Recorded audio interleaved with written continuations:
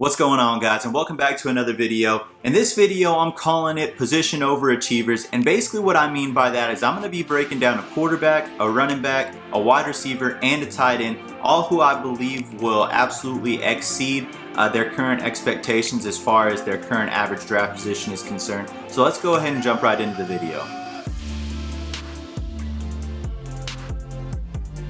Alright guys, thank y'all so much again for coming by and showing support to the channel. If you're enjoying the content, I encourage you to like the video, subscribe to the channel. I'm coming to you guys about 2 or 3 times a week leading up to the 2019 fantasy football season with draft tips and a little bit of analysis on people you should go with and people who are going to bring value to your fantasy football team this coming season. So in this video, again, like I said at the beginning, is what I like to call position overachievers, and this is people that, based on their current average draft position as where they're going per their position, this is people that I believe will rank higher at the end of the season than when they're currently being drafted at. So I'm going to start off this list with a quarterback that I love because he's my quarterback. And the guy that I'm talking about is Dak Prescott. As you can see here, I got my Dallas Cowboys hat. I'm just excited for the football season, man. I'm excited for fantasy football. I'm excited for the Dallas Cowboy football season. I'm just excited about it all. Love football. But the guy I'm going to be starting off with is Dak Prescott. His current average draft position right now is 12th round, third pick in the 12th round. And Dak is actually going as the 20th quarterback off the board right now. He's going behind people like Kirk Cousins, Mitch Trubisky, and Lamar Jackson. All solid, value picks, but I think people are really sleeping on Dak Prescott. If you're not keeping up to date with it, like I am, you probably don't know this, but Dak Prescott has actually finished inside of the top 10 quarterbacks fantasy football wise since he came into the league. In his prior 2 seasons, he finished the 11th quarterback and the 6th quarterback. And in this year, I think he's really surrounded by a whole lot more weapons than he has in the past. Of course, they've got Amari Cooper. Michael Gallup is coming into a second season, and Michael Gallup really showed that he can be a solid wide receiver too. And then, of course, the trade for Randall Cobb, and then, of course, involving Ezekiel Elliott a little bit more into the passing game. Things like that. I really think that this offense is a little bit more high-powered than we've really seen in the past, and I'm really feeling good about it, both as a fan and as a fantasy football fan, just because I know Dak Prescott can bring value late round to your fantasy football team. So again, he's being drafted as a 20th quarterback, but I want to go in depth about something that I don't think that a lot of people have really noticed, but of course, we traded for Amari Cooper mid-season last year, and I went ahead and ran some numbers on it, and he actually finished as the 6th quarterback in fantasy football between weeks 9 and 17, okay? 9 and 17, again, he finished as the QB number 6 in the entire NFL, and this is, of course, just based off fantasy football. I'm not talking total actual stats for NFL purposes. I'm talking actual fantasy football. He finished as the QB 6 from weeks 9 to week 17, and he finished only behind Deshaun Watson, Russell Wilson, Matt Ryan, Ben Roethlisberger, and Pat Mahomes, guys. This is huge. This is absolutely huge. And you would think that finishing that strong and having that big of a push, making a run into the playoffs and showing that he can really air it out, you would think his stock would kind of have risen a little bit, but he really hasn't. He's kind of stayed in that same position, and that's absolutely okay with me, because if I can get my hands on Dak Prescott this year as my QB2, boy, am I okay with that. Hell, even as a QB1, I would venture out to say, if you're going to be really, what is the word I'm looking for? If you're going to be really aggressive and you're going to go after all the positions that you possibly can, and you're just going to wait to the double digits like I typically do to pick up a quarterback, Dak Prescott is going to be there on the board, probably the 12th, 13th round, depending on how your draft is currently going. But if you're starting to see a lot of quarterbacks flying off the board, I encourage you to absolutely get 2 quarterbacks. So get you a quarterback early on and then come down later rounds and go ahead and get you somebody like Dak Prescott, because what you don't want to wind up in, and this is something I'll go over in another video just overall, but what you don't want to wind up in is if you see every fantasy team in your league is taking 2 quarterbacks, you don't want to be a guy who streams just the one quarterback. because you'll find yourself in a position where you're starting quarterbacks that really aren't going to bring much value to your team. So you're better off, again, if you're seeing quarterbacks flying off the board in your drafts, you're better off just going ahead and drafting 2 quarterbacks to run with the entire season, people that you can kind of plug and play in. But again, Dak Prescott is going to be available in the 12th round, and he's going to be a guy who can absolutely bring value to your team. Again, he's got more weapons around him than he has since he's come into the league. And another thing that I really want to go into is, since he's come into the league, all 3 seasons that he's been in the league, he's actually rushed for 6 rushing touchdowns. So he also brings that dynamic to your fantasy football team. So he's going to be a guy who's going to get passing touchdowns. And if he's averaging what he's averaged in the past, which is about 22 passing touchdowns a year, and you top that with 6 rushing touchdowns a year, guys, you absolutely have yourself a quarterback who could potentially finish in the top 10 and a guy who's being drafted in the later parts of your draft. So just keep that in mind. Another thing is the change in the coaching staff as far as the offensive coordinator is concerned.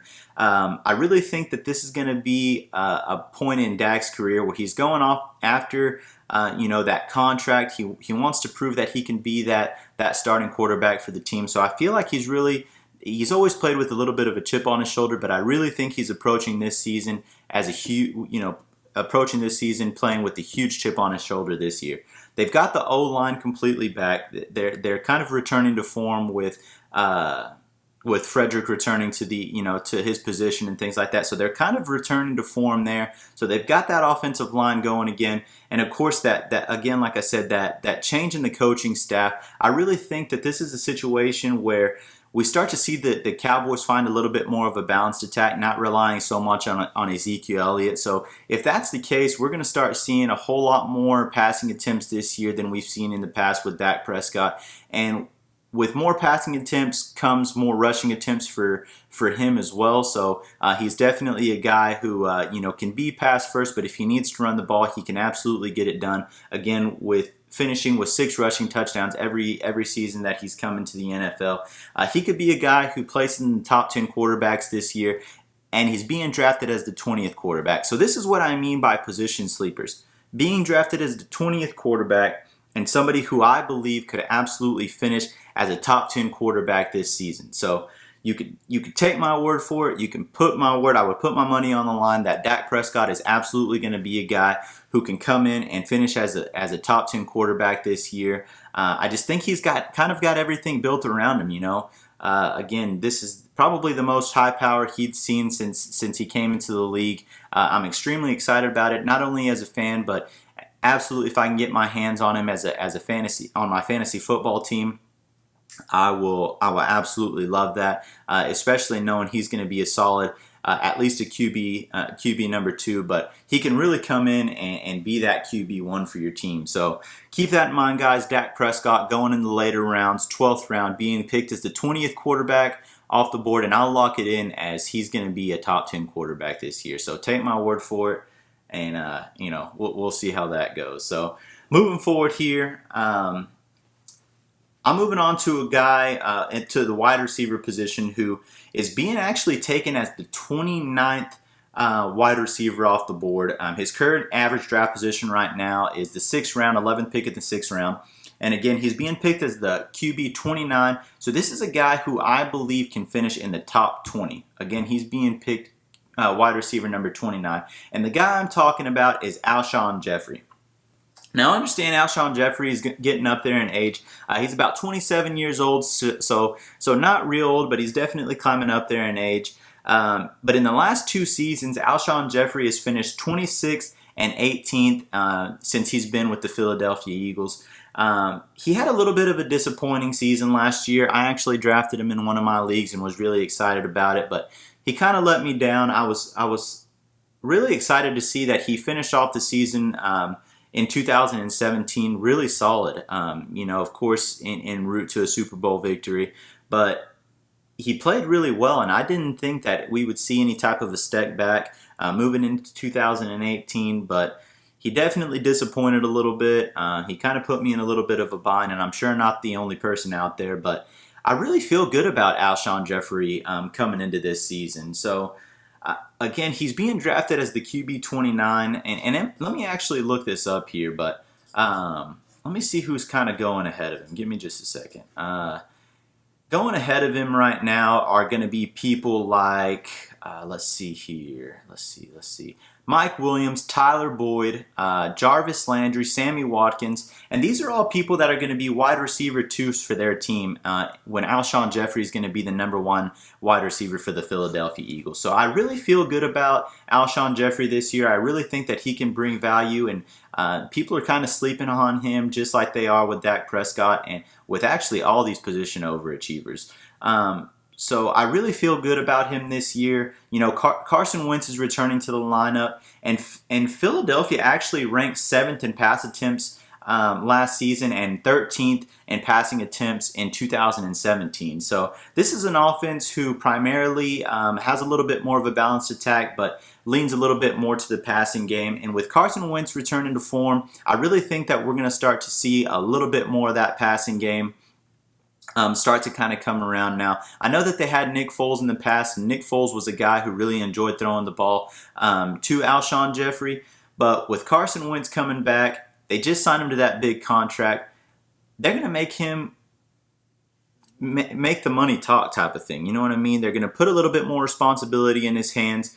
And with that being said, I really think that you know, even Zach Ertz is going to be a great pickup if you can get your hands on him. You know, he's going a little bit earlier in the drafts than I would like to be drafting a tight end. But Alshon Jeffrey, I really think is going to see a lot of targets this season. And again, I really think he's going to be a guy who can finish in the top 20, being drafted as the 29th quarterback overall. I don't see much changing with the scheme of the Philadelphia Eagles this year. But he's going to be the wide receiver 1 there, and that's simple to say. So how he's being drafted behind people that are wide receiver 2s for their team, I mean, Sammy Watkins can't stay on the field for a whole season.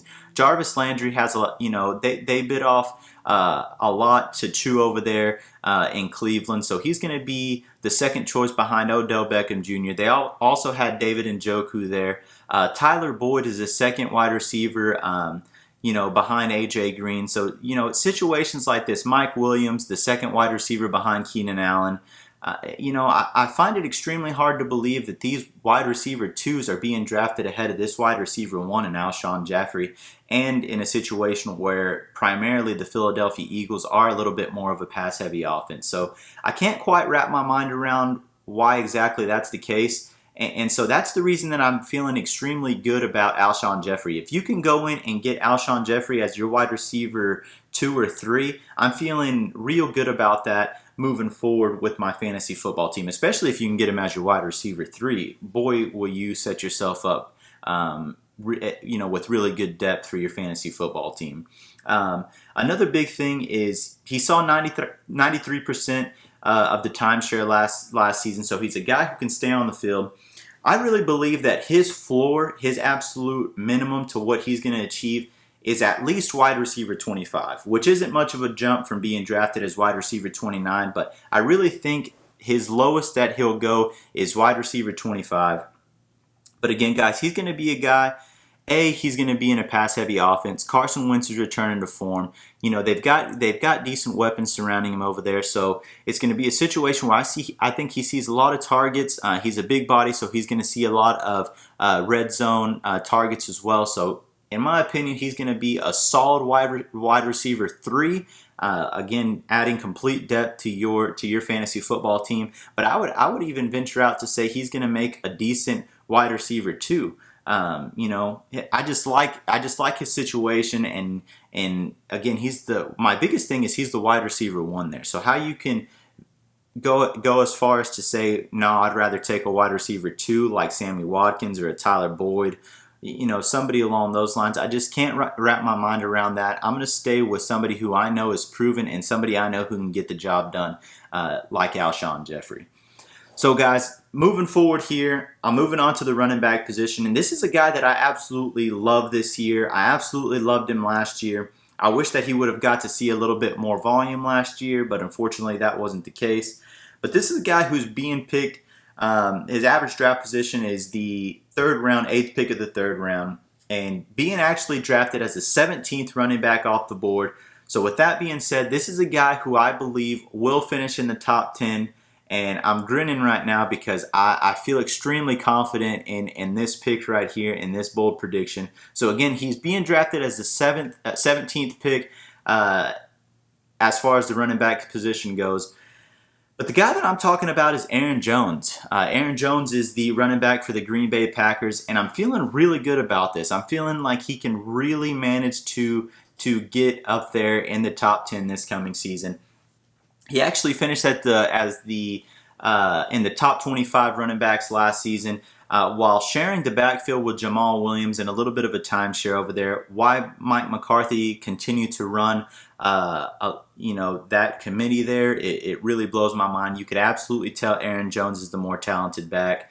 So again, why Mike McCarthy decided to continue to run his offense that way, it beats me. But I really think that Aaron Jones can find himself as the top 10 this year, and that's something I feel extremely confident. You can quote me on that. And my argument for this being is that the offense in Green Bay has a little bit of a three-headed monster going on, in my opinion. Aaron Jones, Aaron Rodgers, and Devontae Adams.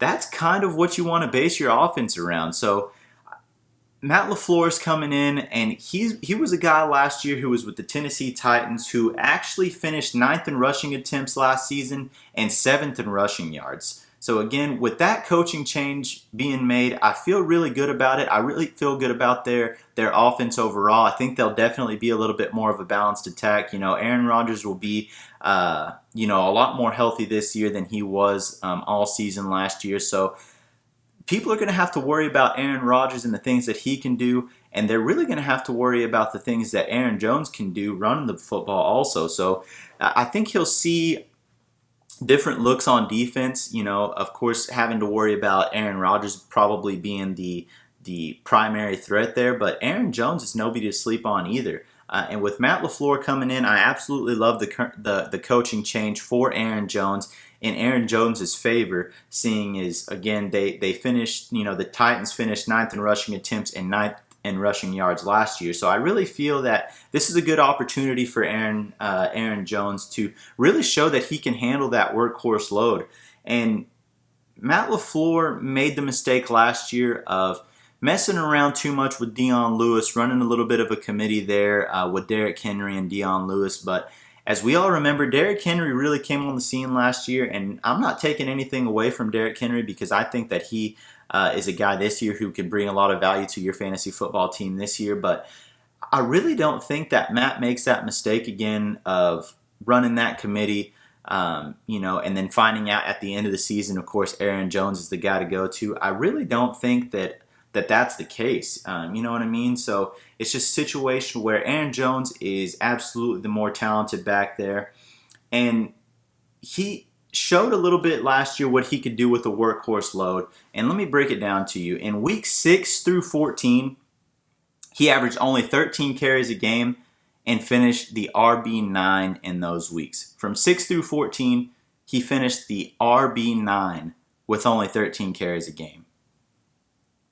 I mean, what more is there? What more is there to look at? You don't have to see this guy play to know just based off that stat that this is a guy who can be that workhorse back, and he's going to be a guy who's very good this coming season, and he's going to be a guy that brings you a lot of value to your fantasy football team this season. So, again, guys, I really don't think that Matt LaFleur finds himself in the same position that he did last year with Derrick Henry. I think he's going to know it off the get-go that Aaron Jones is the RB1 there, and he's not going to mess around too much with Jamal Williams there. So, again, guys, Aaron Jones is a guy that I absolutely love this year, and if you didn't hear me, I'm going to repeat it because I'd put money on this, that Aaron Jones is being drafted as the 17th running back off the board, and Aaron Jones will finish as a top 10 running back this coming season. Quote me on it, guys. Quote me on it. All right, guys, so I'm going to be wrapping it up with the tight end position. And this is a guy who's being drafted as the 15th quarterback off the board. And I find it extremely hard to believe because in the last 3 seasons, he's actually finished inside the top 10. And the guy that I'm talking about is Kyle Rudolph. He's being drafted in the later rounds, 13th round, a 6th pick at the 13th round. So by no means is Kyle Rudolph the sexiest pick at the tight end position, but if we're being completely honest, if you're not getting one of those three top tight ends this year, it's really a hit or miss moving forward. So don't get me wrong, get you a top 10 tight end, but if you're seeing that tight ends are being drafted a little bit more in your league. Some people are drafting 2 running backs, similar to the quarterback position. You don't want to find yourself streaming those tight ends. So go ahead and go and get you somebody like Kyle Rudolph, who has shown, at least in the past 3 seasons, that he can be a top 10 tight end. And again, I know he's absolutely not the sexiest pick at the tight end position, but nonetheless, he's reliable. He finished last season with 64 receptions, which was 7th among tight ends. 634 receiving yards, which was 10th among tight ends, and 4 touchdowns last year, which was 8th amongst tight ends. So he even saw the 7th most red zone targets, again, amongst tight ends last season. So he's a guy who can be extremely reliable in the later rounds, and he's going to be a guy, again, who's being drafted at the tight end 15, and he's a guy that I believe can finish inside the top 10th, if I'm being real. Every season that he's played 16 games, this is something that I kind of noted here. It says he's only finished outside of the top 10 2 times out of the 5 seasons that he's played 16 games. So in 5 seasons, the seasons that he's played 16 games, he's only missed out on the top 10 2 times. So that just shows you reliability there. That just shows you that he can be a tight end number 1. He can be a guy that you start on a weekly basis. Now, he's going to have those weeks where he's going to have great weeks, and then he's going to have those weeks where he only gets you 4 or 5 points. But again, that's kind of the pill that you have to swallow with the tight end position if you're not getting one of those top 3 quarterbacks. I mean, let's be realistic. You're not going to be seeing consistent 12-point games from Eric Ebron, David Njoku, Vance McDonald, Austin Hooper. So Kyle Rudolph isn't any different between those guys that I just named off right there. And I'm assuming that the reason that he really is dropping this far is the reports that the Minnesota Vikings are going to be a little bit more of a run-heavy offense this year. And I find that almost a little bit hard to believe. And let me tell you guys why. So Kyle Rudolph was just signed to an extension to stay with the football team. Dalvin Cook is going to be a guy who I absolutely love this year, and a guy that I believe can finish as at least a top 12 to 15 running back this season. But he's a guy who has shown to be a little bit injury prone, and they really don't have much depth at the running back position. So I think that they're really going to keep him pretty fresh. Not going to give him a whole lot of carries this season, but he definitely doesn't need those type of carries to put up top running back numbers.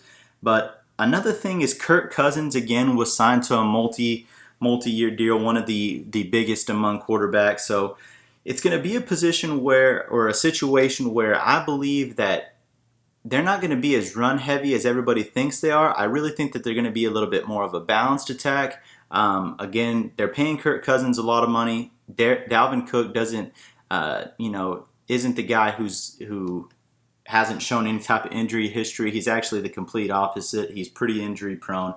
But then again, Kyle Rudolph signing the extension, really all arrows point towards Kyle Rudolph at least having a solid year. And I really think that he can finish in the top 10 again.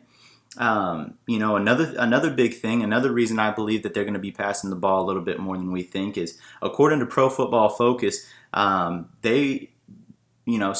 Diggs and Adam Thielen were just named the top duo amongst NFL teams for this coming season. So in my opinion, they're going to be a lot more balanced than people think. So last year they were pretty pass dependent. They actually let go of their offensive coordinator for allegedly not running the ball enough. So I know that those reports come out and it kind of scares people. They really think that Kyle Rudolph will regress this year, but I feel extremely confident that he's gonna at least wind up in where he's wound up in the last 3 seasons, and that's within the top 10. So again, guys, these are all guys that I believe will absolutely exceed their current average draft position right now. So again, let me break it down to you one more time. Dak Prescott being drafted as a 20th quarterback off the board, I believe can finish as a top 10 quarterback. Alshon Jeffrey being drafted as the 29th wide receiver off the board, I believe who can finish within the top 20. Aaron Jones being drafted as a 17th running back, and this is one of my bold predictions. Aaron Jones being drafted as the 17th running back off the board, I believe he can finish as a top 10 running back.